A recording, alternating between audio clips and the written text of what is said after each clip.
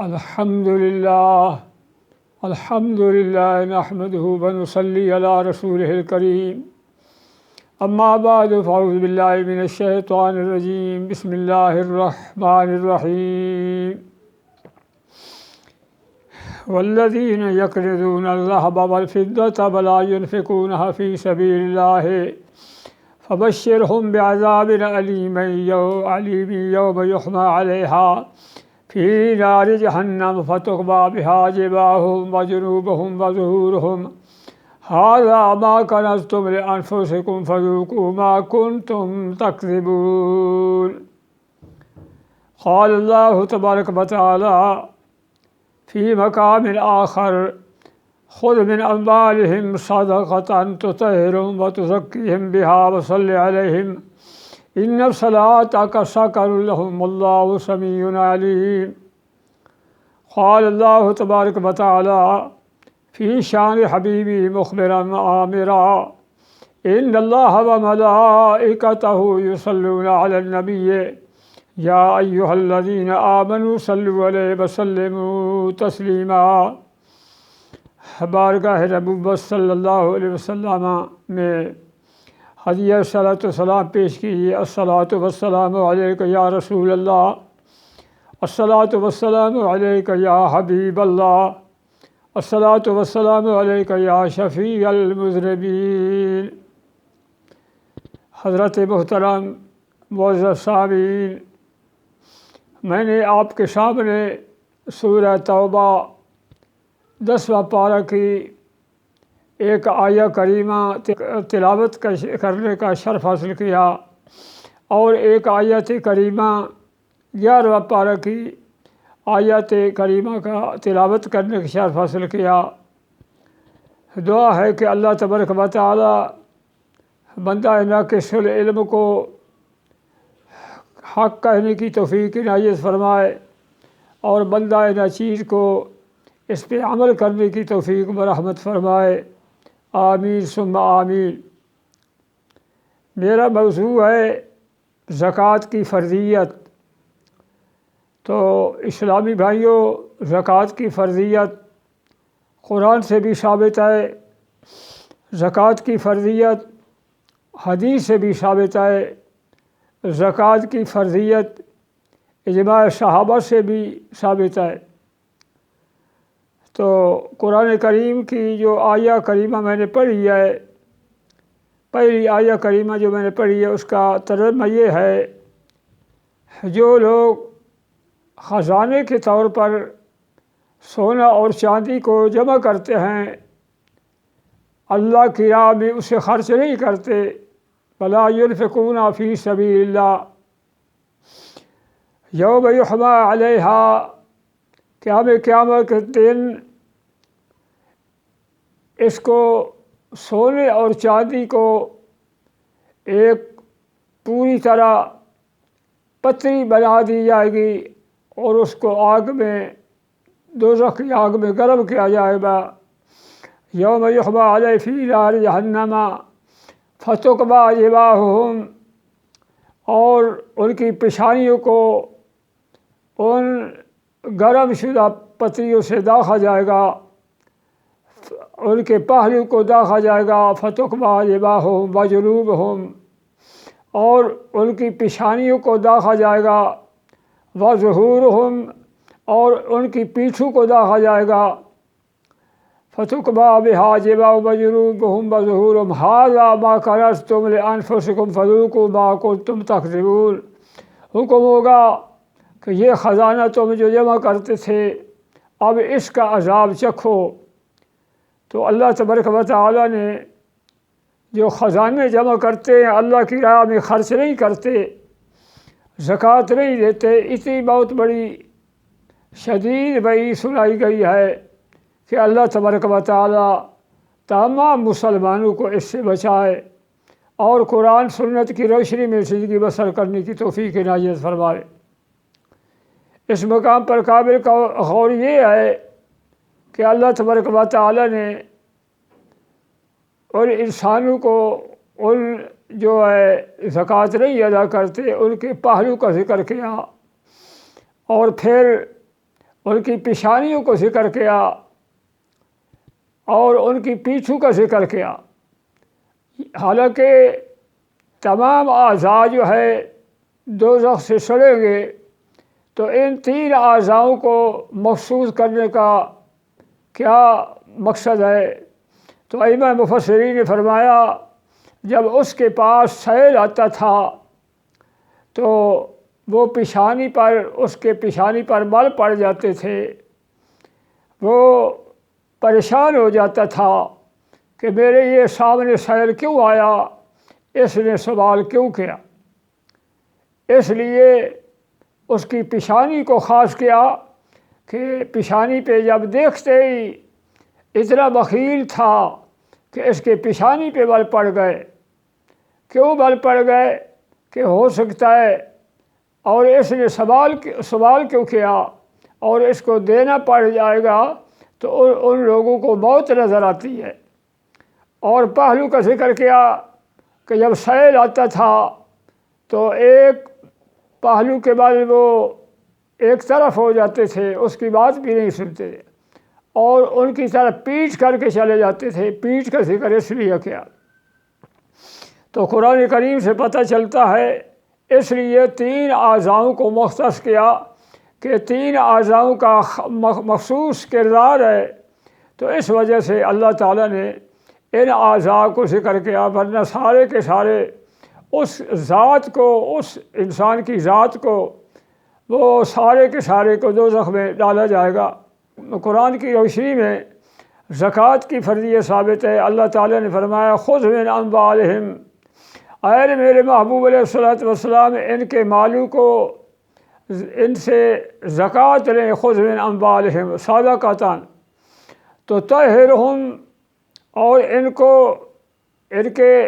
پاک کریں، کیونکہ جب تک ان کے پاس مال میں زکوٰۃ نہ ہوگی تو وہ حرام مال ان کے پاس رہے گا، تو یہ ان کا مال بھی پاک نہ ہوگا، خود بھی نجس ہوں گے اور ان کا مال بھی وہ نجس ہوگا۔ حرام کا مال جو ہے نجس ہے۔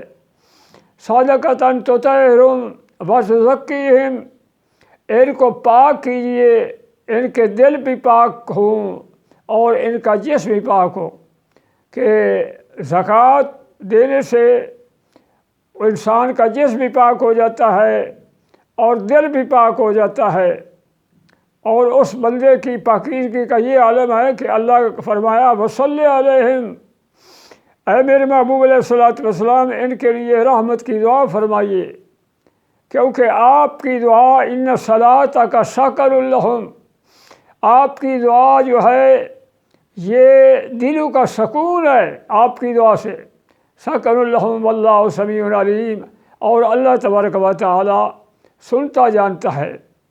اس وقت اسلامی بھائیوں ہماری صورتحال سب سے پہلے یہ ہے، یہ ایک مالی عبادت ہے۔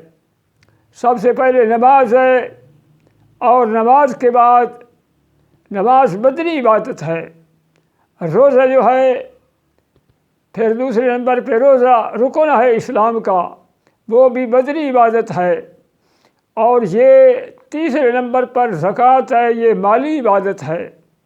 جس طرح نماز ہم پر فرض ہے اور اسی طرح یہ زکوٰۃ بھی مالدار لوگوں پر فرض ہے، جس طرح روزہ فرض ہے اسی طرح مالدار لوگوں پر زکوٰۃ بھی فرض ہے۔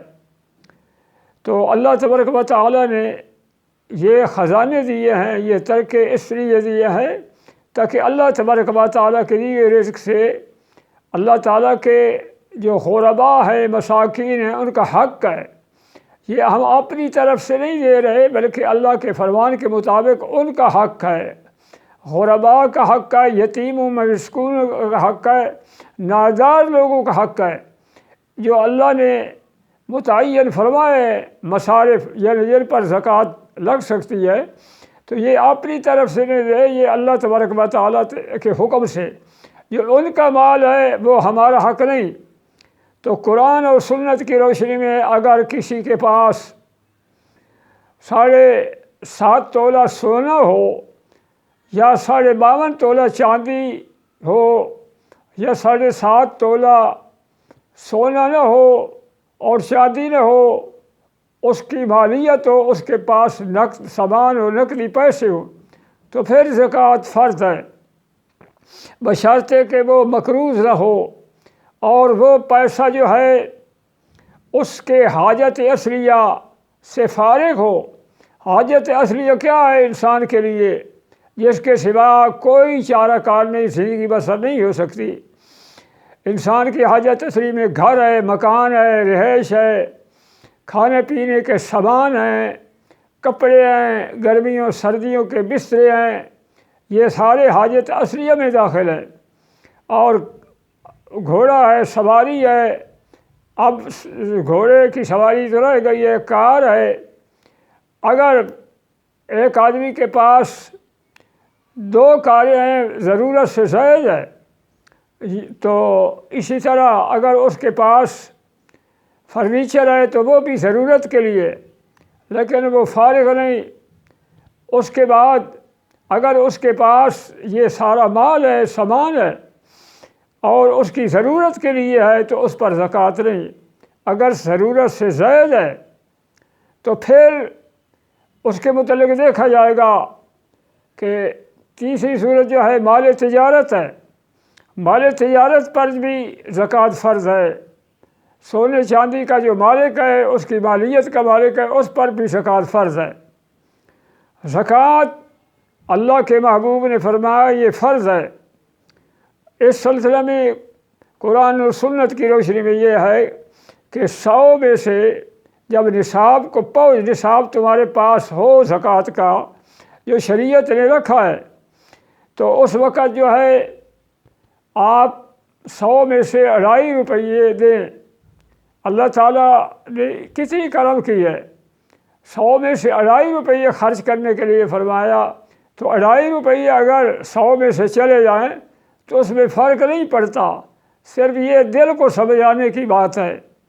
تو اس لیے اللہ تعالیٰ نے اس کا حکم فرمایا، کیونکہ سب سے پہلے وَمَا مِن دَابَّةٍ فِي الْأَرْضِ إِلَّا عَلَى اللَّهِ رِزْقُهَا، کہ کوئی جانور زمین پہ چلنے والا نہیں، لیکن اس کی ضمانت اور ذمہ داری اللہ نے اپنے ذمہ لی ہے کہ اس کو رزق میں پہنچاؤں گا۔ تو اللہ تعالیٰ امیروں کو بھی رزق پہنچاتا ہے، غریبوں کو بھی رزق پہنچاتا ہے۔ اگر امیروں کے پاس پیسہ ہوتا ہے تو ان کا حکم یہ ہے کہ غریب جو مستحق ہے ان کے پاس بھی پیسہ ہونا چاہیے۔ ضروریات زندگی جس طرح امیروں کی ہے، غریبوں کی بھی ہے۔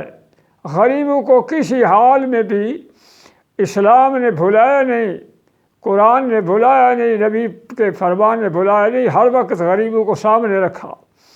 اور پھر قرآن نے جن پر زکوٰۃ لگ سکتی ہے ان کا مصرف فرمایا، انما الصدقات للفقراء والمساکین والعاملین علیہا والمؤلفۃ قلوبہم وفی الرقاب والغارمین وفی سبیل اللہ وابن السبیل فریضۃ من اللہ واللہ علیم الحکیم۔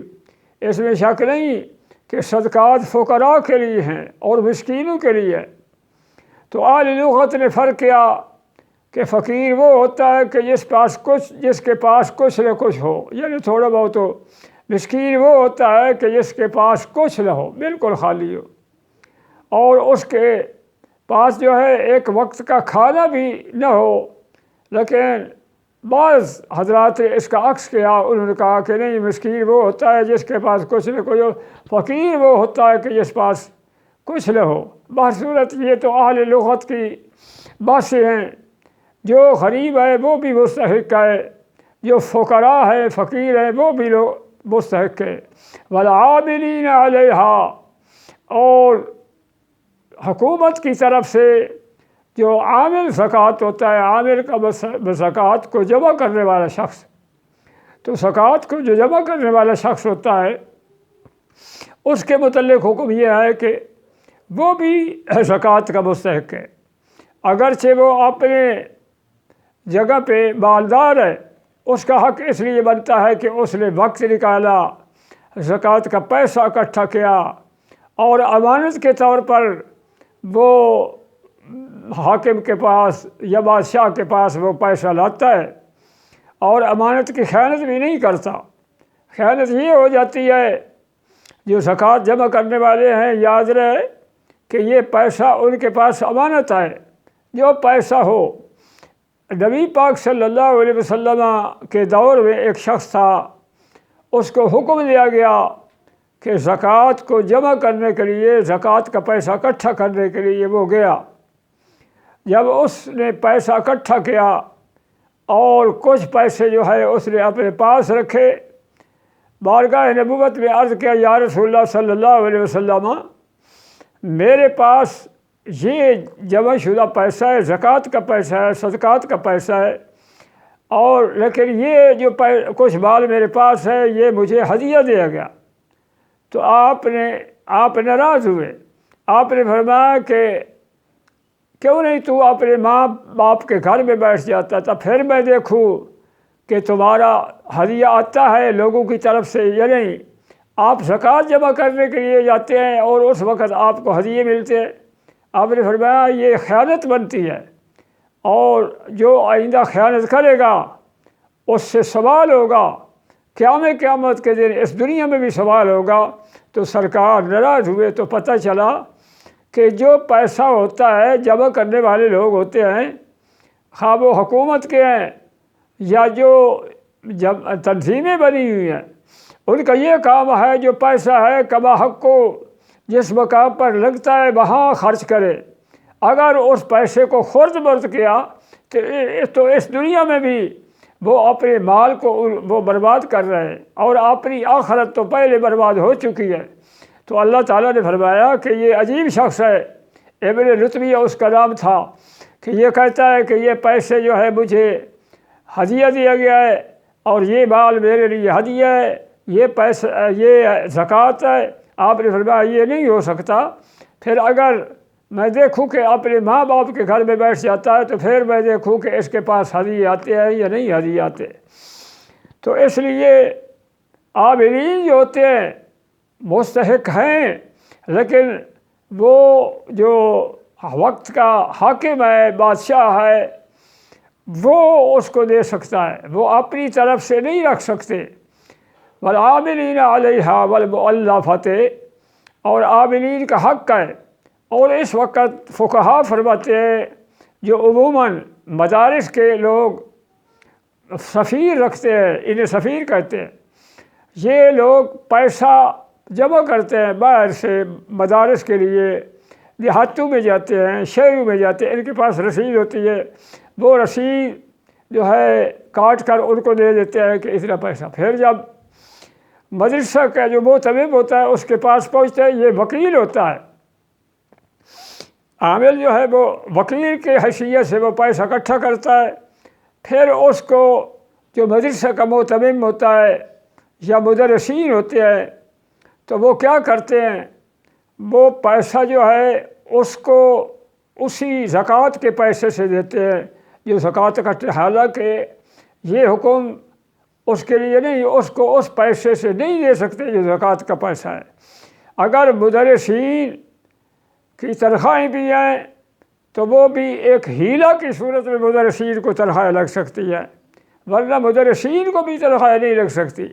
وہ صرف اور غریبوں اور یتیموں کا حق ہے، اور اس میں یہ ہے کہ اگر مدرس ہے، معتمم ہے، تو وہ اپنی طرف سے اس کو اس کی مزدوری دے کہ وہ کتنے دن رہا، اور دن کی مزدوری طے کر لے بے شک کہ دن کی میں اتنی مزدوری لوں گا، 15 دن ہوں یا 16 دن ہوں یا مہینہ ہو، 2 مہینے ہوں، تو ان کی مزدوری دے۔ اور زکوٰۃ کے پیسے سے نہیں دے سکتے، مزدوری جو ہے زکوٰۃ کے پیسے سے مزدوری بھی نہیں دے سکتے، وہ اپنی طرف سے اگر ادارہ چلانا ہے۔ اور باقی مدرسین کو تنخواہیں بھی نہیں دے سکتے، اس لیے کہ وہ غریبوں یتیموں کا حق ہے۔ اس کی صورت یہ حال ہے کہ جو پیسہ وہ وکیل لاتا ہے وہ معتمم کو بھی نہیں دے سکتا۔ اگر معتمم کو دے تو ٹھیک ہے، وہ معتمم پھر یہ کرے کہ تمام جو ہے طلبا اور ان کو اکٹھا کیا جائے، اکٹھا کر کے ان کو پیسے دے دیے جائیں، پھر اپنی مرضی سے وہ یہ صرف اشار کرے کہ اے معتمم صاحب، اے استاذ صاحب، چونکہ مدارس کے خرچے ہیں، یہ زکوٰۃ پہ چل رہے، ہم اپنی خوشی سے اتنا اس سے پیسہ رکھ لے، یہ پیسہ باقی آپ مدرسے سے لگائیں، پھر وہ دے دیں، وہ مالک کر دیں تو پھر وہ پیسہ لگ سکتا ہے، ورنہ پیسہ نہیں لگ سکتا۔ یہ کتنے مسائل ہیں، اتنے مسائل ہیں۔ کچھ لوگ تو زکوٰۃ دیتے ہی نہیں، اور کچھ لوگ جو زکوٰۃ دیتے ہیں وہ پورا حساب سے نہیں دیتے، اور کچھ لوگ جو ہے زکوٰۃ دیتے ہیں وہ اندازے سے دیتے ہیں۔ نہیں، زکوٰۃ کا حساب جو ہے وہ اندازے سے نہیں ہے۔ ایک مال تجارت ہے، سٹور وہ بھرا پڑا ہے، اور وہ اندازے سے کہتے ہیں کہ یہ سٹور میں جو مال ہے یہ اتنے کا ہے، کیونکہ وہ تجارت کے لیے رکھا، اس میں سے اتنے پیسے ہم دے، وہ اندازہ کرتے ہیں۔ اندازہ نہیں ہے، بلکہ پوری طرح اس کی قیمت لگائیں، اور قیمت جو پیسہ بنتا ہے اس کا زکوٰۃ کا وہ نکال کے پھر جو ہے اس دکان کو چلائیں، ورنہ دکان میں برکت نہیں ہوگی، اس کی زکوٰۃ نہیں نکلی، اندازہ نہیں۔ اور کچھ لوگ جو دیتے نہیں، کچھ لوگ جو ہے تارک زکوٰۃ ہے، اور تارک زکوٰۃ جیسے تارک صلاۃ گناہ گار ہے، وہ بھی گناہ گار ہے۔ اس کے متعلق پہلے قرآن سنت کی روشنی میں آپ سمجھ چکے ہیں۔ تو زکوٰۃ ایک مرحلہ مال ایسا نہیں ہے کہ اپنی مرضی سے خرچ کرے۔ اللہ نے فرمایا عاملین کو حق ہے جو بادشاہ کی طرف سے مقرر ہو، بادشاہ کی طرف سے، یہ نہیں ہے کہ مدرسین کی طرف سے مقرر ہو۔ الفت قلوبہم، اور تالیف قلب کے لیے وہ جو نئے نئے مسلمان ہوتے تھے اس وقت ان کو بھی دیا جاتا تھا تاکہ اسلام پر یہ پختہ رہے، یا اس وجہ سے لوگ دیتے تھے کہ جو کچھ لوگ جو ہے وہ مسلمان ہو جائیں مال کی لالچ میں، لیکن یہ پھر سے نو ختم ہو گیا۔ جب اسلام پختہ ہو گیا، ہر طرف اسلام پھیل گیا، تو پھر یہ مؤلف قلوب جو ہے تالیف قلب کے لیے ان کو اپنا اسلام پہ پختہ کرنے کے لیے زکوٰۃ دیتے تھے، یہ نو ختم ہو چکا ہے۔ اب ایسا نہیں ہے، اب کوئی اسلام لائے تو ٹھیک ہے، نہ اسلام لائے تو کوئی جبر نہیں ہے، لا اکراہ فی الدین۔ اور اس کو لالچ سے جو ہے ہاں ویسے امداد کر سکتا ہے، کوئی غریب ہے، یتیم ہے، اس کو امداد کرے، لیکن زکوٰۃ اس لیے سے نہ دے کہ وہ اسلام پہ پختہ رہے۔ اسلام جو ہے جب پختہ ہو گیا، اسلام پھیل گیا، تو اللہ تعالیٰ نے فرمایا کہ یہ مؤلف قلوب جو پہلے لوگ دیتے تھے اب ختم ہو چکا ہے یہ کڈاؤ۔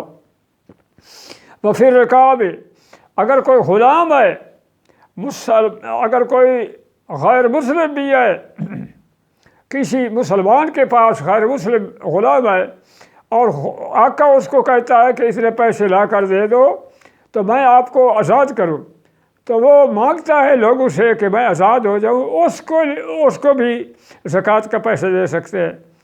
اور جو مسلمان غلام ہے مسلمان کا، تو وہ طریقے اولا حقدار ہے کہ اس کو زکوٰۃ کا پیسہ دیا جائے، تاکہ یہ اپنے آپ کو اس پیسے کے ذریعے زکوٰۃ کے پیسے کے آزاد کرا سکے، اور جب آزاد ہو گیا تو اس کی مرضی ہے۔ وفی الرقاب والغارمین، اور مقروض جو لوگ ہیں، قرض دار لوگ ہیں، ان پر بھی زکوٰۃ لگ سکتی ہے۔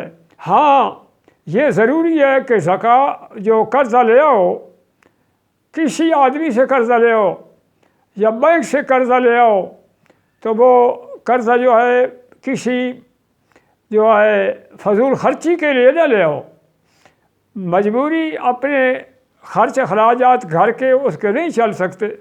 اگر وہ کہے کہ میں شادی کے لیے لیا تھا، تو شادی جو ہے شادی کے جو سادہ سے اخراج ہوتے ہیں وہ جمع اس کو مدد کر سکتے ہیں زکوٰۃ کے۔ یہ نہیں ہے کہ اب اس نے اتنی شادی کی، اتنا مال خرچ کیا کہ اس کی طاقت سے باہر ہے، تو اس کو بھی زکوٰۃ نہ دے۔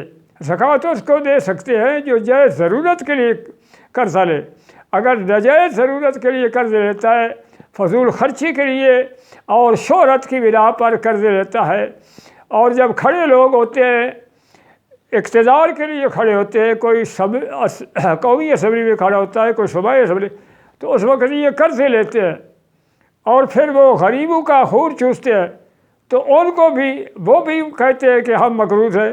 اس طرح ان مقروضوں کو زکوٰۃ نہ دے، جو ضرورت کی بنا پر جنہوں نے قرض لیا ان کو زکوٰۃ دے۔ اللہ تعالیٰ نے فرمایا والغارمین فی سبیل اللہ، اور اللہ کی راہ میں کون ہے؟ مجاہد ہیں، مجاہد لوگوں پر بھی زکوٰۃ لگ سکتی ہے۔ والمجاہدین والغارمین فی سبیل اللہ وابن السبیل، اور مسافر لوگ جو سفر، اگرچہ گھر میں ان کے پاس مال ہے، وہ مالدار ہیں، لیکن سفر کی حالت میں ان کے پاس پیسہ نہیں ہے، وسائل ختم ہو چکے ہیں، تو پھر ان پر بھی زکوٰۃ لگ سکتی۔ فی سبیل اللہ وابن السبیل فریضۃ من اللہ، یہ اللہ کی طرف سے فریضہ ہے۔ واللہ علیم الحکیم، اللہ جانتا ہے اور حکیم ہے۔ تو پتہ چلا کہ زکوٰۃ کہاں خرچ کرنی ہے، اور زکوٰۃ جو ہے اپنے والدین پر بھی نہیں لگ سکتی، زکوٰۃ کا پیسہ اولاد پر بھی، اولاد در اولاد پر بھی نہیں لگ سکتی۔ اپنے دادا پردادا اوپر چلے جائیں، اوپر گنتے جائیں تو وہ بھی زکوٰۃ کے مستحق ہے۔ ہاں، غریب مستحق بھائی ہے، اس پر بھی زکوٰۃ لگ سکتی ہے، بہن ہے لیکن غریب ہے، اس پر بھی زکوٰۃ لگ سکتی ہے۔ باقی جتنے رشتہ دار ہیں، بلکہ نبی پاک صلی اللہ علیہ وسلم نے فرمایا کہ ان کے لیے 2 اجر ہیں، ایک قرابت کا اجر ہے، ایک زکوٰۃ کا اجر ہے، صدقے کا اجر ہے۔ ان کے لیے ڈبل اجر ہوگا کہ جس وقت اس کی زکوٰۃ کے پیسے سے امداد کرے گا۔ اور یہ بھی کچھ لوگ جو سفید پوش ہوتے ہیں، عزت دار ہوتے ہیں، وہ زکوٰۃ کے لیے کچھ نہیں کہتے، لیکن حالانکہ وہ مستحق ہوتے ہیں، تو ان کو زکوٰۃ کا نیت سے پیسے دے دیں، اور یہ نہ کہیں کہ زکوٰۃ کا پیسہ ہے، پھر بھی آپ کی زکوٰۃ جو ہے وہ اپنی جگہ پہ خرچ ہو جائے گی، اس میں کوئی عرض نہیں۔ کیونکہ کچھ لوگ سمجھتے ہیں کہ اب یہ سفید پوش ہے اور میں اس کو بتاؤں گا نہیں تو میری زکوٰۃ نہیں لگے گی۔ زکوٰۃ لگ جائے گی، زکوٰۃ اپنے مصرف پہ خرچ ہو، کیونکہ وہ مستحق کو دیکھ رہا ہوتا ہے۔ اور مال تجارت ہے، مال تجارت اگر ایک آدمی ایک گاڑی لیتا ہے، نیت اس کی یہ ہے کہ میں گاڑیوں کا وپار تجارت کروں گا، میں اس کو فروخت کروں گا، تو اب نیت اس کی یہ ہے کہ اس کی تجارت کے لیے اس نے کار لی ہے، گاڑی لی ہے، رکشہ لیا ہے، اس پر بھی زکوٰۃ ہے، کیونکہ نیت اس کی یہی ہے۔ باقی اگر کوئی اس کے پاس مکان ہے، پراپرٹی ہے، وافر مکان ہے، اس کرایہ پر زکوٰۃ ہوگی، وہ پراپرٹی جو ہے اس پر زکوٰۃ نہیں ہوگی۔ جتنے مکان ہیں ان کے کرائے پر زکوٰۃ ہوگی، اور ان کی اصل جو ہے پلاٹ پر زکوٰۃ نہیں ہوگی۔ تو یہ مسائل ہے سمجھنے کی، ہمیں پتہ ہی نہیں ہے کہ زکوٰۃ کہاں کن لوگوں سے لی جاتی ہے اور کہاں خرچ کرنی پڑتی ہے، اور زکوٰۃ کے مصارف کیا ہے، کیونکہ صرف اور صرف یہ ہم مسائل سے واقف نہیں ہے، کیونکہ شریعت کی طرف کوئی پرواہ نہیں کہ سب سے پہلے یہ مسائل ہے۔ اگر کسی پر نماز فرض ہے تو نماز کے مسائل سیکھنے ضروری ہے، اگر کوئی تاجر ہے تو تجارت کے مسائل سیکھنے ضروری ہے، اگر کوئی روزہ رکھتا ہے تو روزے کے مسائل سیکھنے ضروری ہے، اگر کوئی حاجی حج کرتا ہے تو حج کے مسائل ضروری ہے۔ اور کچھ لوگ یہ کہتے ہیں کہ نہیں بھائی میرے پاس رقم تو ہے لیکن میں نے حج کے لیے رکھی ہے یا بچوں کی شادی کے لیے رکھی ہوئی، جو اس وقت تمہارے پاس خواہ شادی کی رقم ہے، حج کے لیے رقم رکھی گئی ہے، یا خواہ جس کھاتے کے لیے تم نے رکھی ہے تو وہ اس پر زکوٰۃ ہے، خواہ حج کے لیے آپ نے رقم رکھی ہے یا وہ رقم تجارت کے لیے رکھی ہے، جس حساب میں رکھی ہے، یا شادیوں کے لیے رکھی ہے، تیرے پاس ہے تو اس کا مالک ہے، صاحب نصاب ہے۔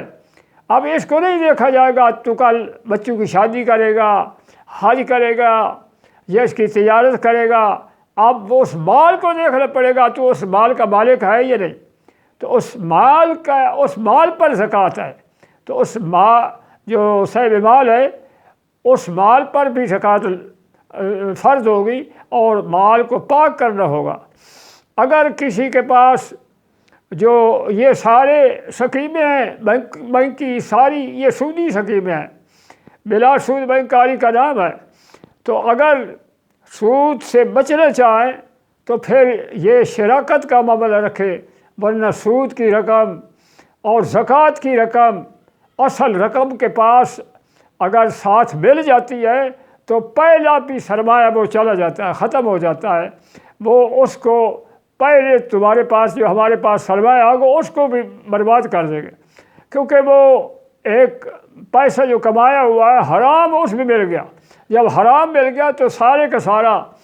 تو اب یہ آپ سوچیں گے یہ کس طرح ہو سکتا ہے کہ 40واں حصہ جو ہے زکوٰۃ کا نکالے سارا مال پاک ہو جاتا ہے؟ کہ اس کی مثال میں آپ کو عرض کروں کہ اگر کوئی جانور کنویں میں گر جائے مر جائے تو پھر مولوی صاحب کے پاس جاتے ہیں کہ آپ سارا پانی جو ہے وہ رستا رہتا ہے، میں کیا کروں؟ تو اس کے متعلق مولانا صاحب یہ حکم دیں گے کہ مخصوص اتنے ڈول پانی کے نکالو وہ سارا کنواں پاک ہو جائے گا۔ تو اسی طرح اگرچہ سارے کنویں کا پانی نہیں نکل سکتا، لیکن 200 ڈول نکال دو تو سارے کا سارا پانی پاک ہوگا۔ اسی طرح 40واں زکوٰۃ کا دو گے تو پھر سارے کا سارا مال پاک ہوگا، ورنہ سارے کا سارا مال ناپاک ہے، وہ حرام ہے، وہ نجس ہے۔ تو اس لیے زکوٰۃ جو ہے اس کے متعلق سب سے پہلے جن لوگوں نے نبی پاک صلی اللہ علیہ وسلم دنیا سے وصال فرمایا تو ایک قبیلے نے زکوٰۃ کا انکار کر دیا۔ انہوں نے کہا کہ ٹھیک ہے ہم سب کو شرط نمازیں پڑھتے ہیں روز، لیکن زکوٰۃ ہم نہیں دیں۔ تو سیدنا صدیق اکبر رضی اللہ تعالیٰ عنہ دنیا سے سرکار ہمیں ودا کر کے تشریف لے گئے ہیں۔ آپ نے فرمایا کہ میں اگر ایک اونٹ کی رسی بھی زکوٰۃ کی اگر نہیں دیں گے تو میں جنگ کروں گا۔ حضرت امیر المومنین عمر فاروق رضی اللہ تعالیٰ عرض کرے یا خلیفۃ المسلمین اتنی سختی نہ کرے، آپ نرمی کرے، کیونکہ ابھی ہمارے پاس اتنی قوت رہی ہے اور سرکار اس جہاں دنیا سے تشریف لے جا چکے ہیں، آپ تحمل کریں۔ خود بخود آپ نے فرمایا کہ سب چیزوں کا تحمل ہو سکتا ہے، لیکن زکوٰۃ کے متعلق اگر آج زکوٰۃ کے متعلق انکار کرتے کل کو نماز کے متعلق نماز کا انکار کر دیں گے، روزے کا انکار دیں گے، تو اسی طرح حج کا انکار کر دیں گے، تو سارے کے سارے اسلام کے ارکان کے ساتھ مذاق ہوگا۔ تو آپ نے فرمایا کہ جب آئے اصحابو مجھے اکیلے چھوڑ دو، میں اکیلا ہی کافی ہوں، درندے پرندے آئیں میری ہڈیاں گوشت نوچ کر لے جائیں، لیکن میں اکیلے ہی جنگ کروں گا مسلمانوں۔ تو یہ زکوٰۃ کی اہمیت ہے، یہ نہیں ہے کہ زکوٰۃ کوئی عام مسئلہ ہے۔ اس وقت جو آدمی زکوٰۃ کا مال جمع کر رکھا ہے وہ توبہ اس وقت منظور ہے کہ اس زکوٰۃ مال کو پاک کریں اور پاک جگہ پہ حلال جگہ پہ لگائیں جہاں وہ خرچ کرنے کے لائق ہیں، اس کے مستحق ہیں۔ سادات پر زکوٰۃ نہیں لگ سکتی، ورحاشب پہ زکوٰۃ نہیں لگ سکتی۔ تو اسی طرح زکوٰۃ کا پیسہ مخصوص جو ہے مال ہے اور مخصوص جو ہے حضرات پر لگ سکتی ہے، یہ نہیں ہے کہ ہر باشبہ۔ اور کچھ حکومت کے لوگ جو ہے جب زکوٰۃ کا پیسہ اکٹھا ہوتا ہے پھر کیا کرتے ہیں، یہ سڑکیں جی بنا دیتے ہیں، رفع عامہ کا کام ہے، نالیاں بن رہی ہیں، یہ نالیاں یا رفع عامہ پہ کام نہیں ہو سکتا، یا ہسپتال میں ایک جو ہے جمع کے لیے ایک ڈبہ رکھ دیتے ہیں کہ وہ، تو اس طرح زکوٰۃ نہیں ادا ہوتی۔ ویسے مالی امداد کریں، آپ امداد کریں، یہ حکومت جو ہے اس کے پاس جتنے مد ہے ہر مد کا لحاظ کرے تو ملک فقر فاقہ کیوں مبتلا ہو۔ اس لیے ان کو پتہ ہی نہیں ہے کہ بیت المال کا کیا، بیت المال کن کن لوگوں کا، بیت المال کے کئی حصے ہیں، ایک غنیمت کا مال ہے، ایک کانیں جو ہے زمین سے، کانیں جو ہے پہاڑوں میں ہوتی ہے، ان سے مال نکلتا ہے، ان کا مال ہے۔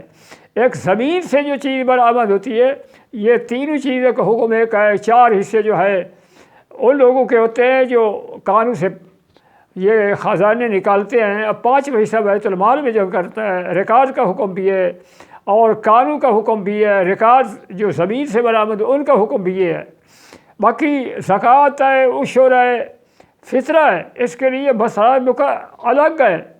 جیسا کہ غریب یتیم مسکین ہے، ان پہ رفاع عامہ کا کام نہیں ہو سکتا۔ ہسپتالوں میں جو زکوٰۃ دیتے ہیں، یہ وہ ایک بار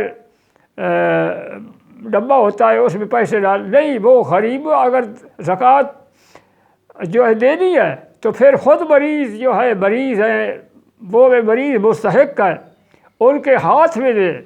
کیونکہ غریب کو ایسے مریض بھی ہوتے ہیں جو مالدار ہوتے ہیں، وہ خود سے زکوٰۃ دینے کے حقدار ہوتے ہیں۔